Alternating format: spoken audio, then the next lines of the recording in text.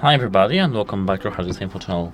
In today's video I'm going to show you how I can easily enable the bass boost in your JLAB Rewind Retro 2 headphones. This is the official JLAB headphones application, which is called JLAB. In this application you have to tap on our headphones and connect with our headphones, of course. Of course I forgot to turn them on. Let's connect again.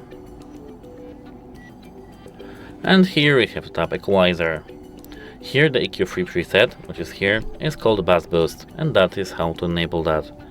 You just have to tap on this button here. That's it, hope it helps you and goodbye!